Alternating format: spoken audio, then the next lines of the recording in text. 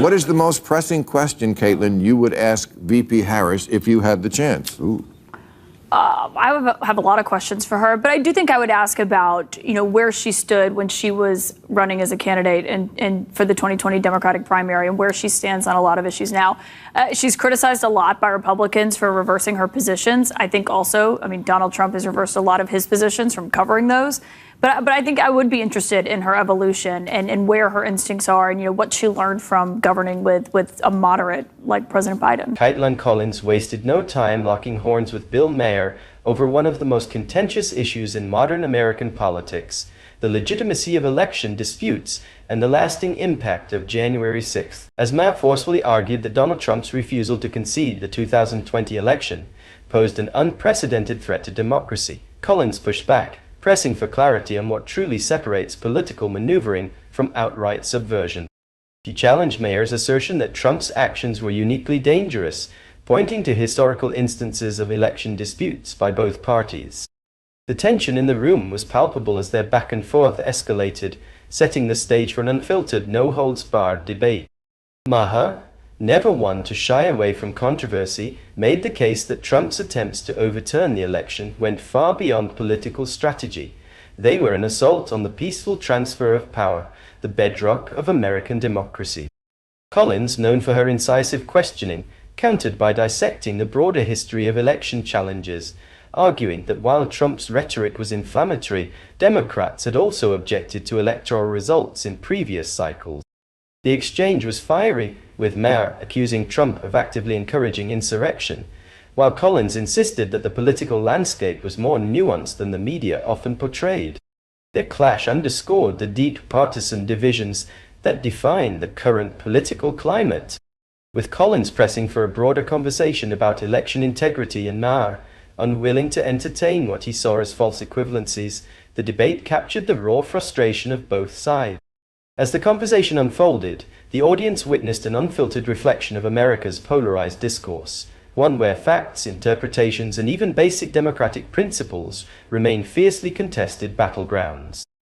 Okay. James, how much faith are you putting in polls that show Harris is ahead in key states and nationwide?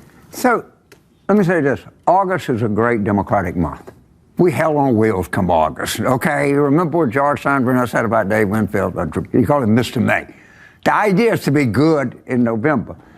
And I tell Democrats some caution here. First of all, most quants say we have to win by 3 in the popular vote to win the Electoral College. So when you see a poll that says we 2 up, well, that's actually you're 1 down if the poll is correct. Yeah, you lose. The other thing is Trump traditionally, when he's on the ballot, chronically underpolls.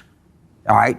And so they came back late in Wisconsin, Michigan, and Pennsylvania in 2020, and it showed Biden winning these states 7, 8 points. Underpolls meaning Trump's going to do better than the polling shows? I'm saying traditionally, he underpolls.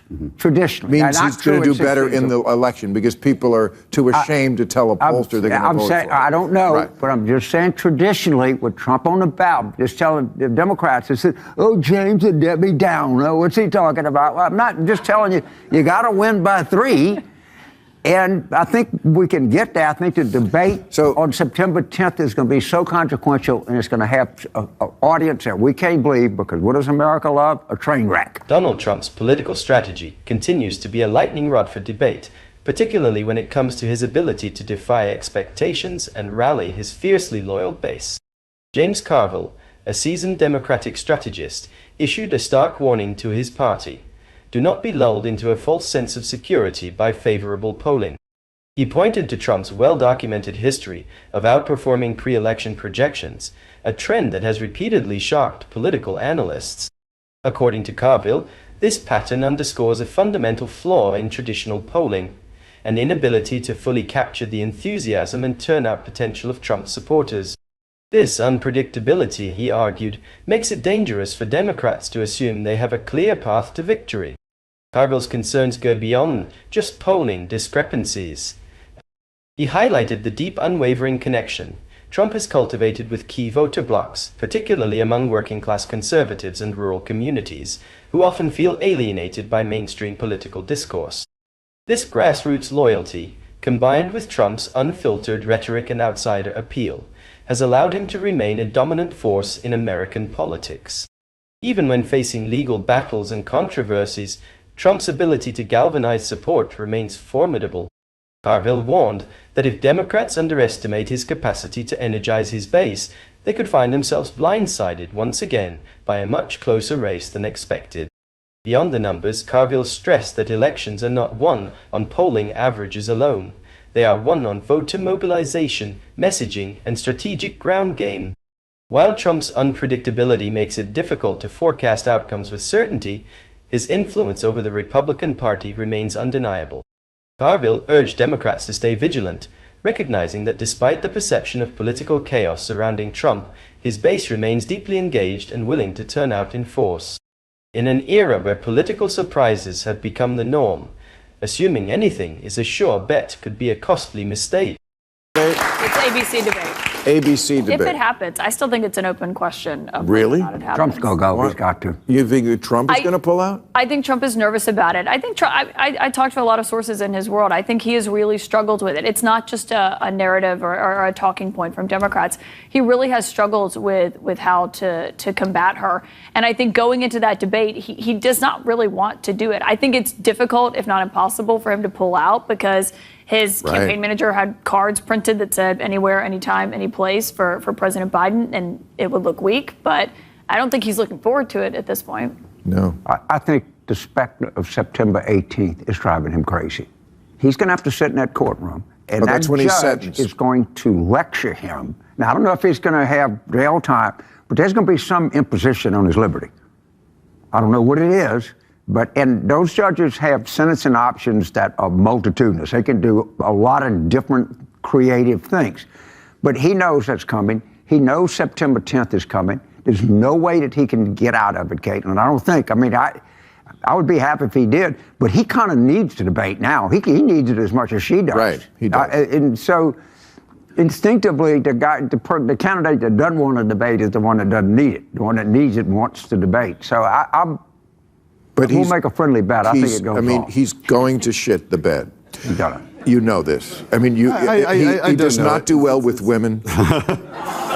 Look, he just does. I would, whether he does the debate or not, I don't know. I'm not a political pundit trying to analyze this stuff. But I do know that it's a very easy debate to win. So all you have to say is, look, you had 4 years, I had 4 years. When I was president, and when you were president, here's the differences. Gas prices are up 50% when you're vice president. Electricity prices up 30%. Grocery up 22%. The list keeps going. Taxes were lower under Trump. They raised them under Biden and Harris. Regulations were lower under Trump. They raised them under Biden and Harris. Immigration numbers way down. They actually tried to stop the problem. Record numbers under Biden and Harris. This is a very easy debate to win because on the metrics, it's very easy to show side by side. Dan Crenshaw emphasized that one of Trump's greatest strengths in a debate setting is his ability to frame his presidency as a time of economic prosperity and national stability. According to Crenshaw, Trump has a powerful case to make by pointing to key economic indicators: lower taxes, fewer regulations, and decreased immigration numbers, all of which, he argued, painted a picture of a more controlled and thriving economy under his leadership. In contrast, he suggested that the Biden administration's record on inflation, energy prices, and economic policy provided ample material for Trump to exploit. If Trump stays disciplined and focuses on these tangible policy differences, Crenshaw asserted, he could make a compelling argument to swing voters who feel economically squeezed under the current administration. However, Trump's greatest political weapon, his unfiltered and combative style, can also be his Achilles heel. Kaitlan Collins highlighted how his unpredictable nature frequently undermines his own campaign's messaging.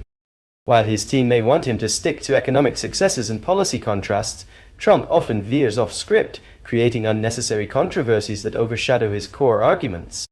Collins cited a recent instance in which Trump questioned the racial identity of Vice President Kamala Harris at an event with black journalists, a move that not only sparked backlash, but also shifted attention away from his campaign's strength.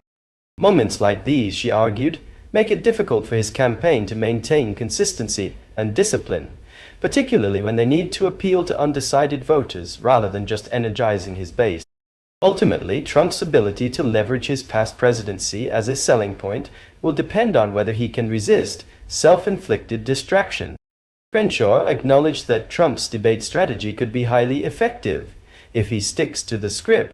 But as Collins pointed out, history suggests that Trump is often his own biggest obstacle. With a contentious election cycle ahead, his campaign must navigate the fine line between capitalizing on his past successes and avoiding the kind of rhetoric that alienates key voting blocs. Whether he can strike that balance may very well determine the trajectory of his candidacy.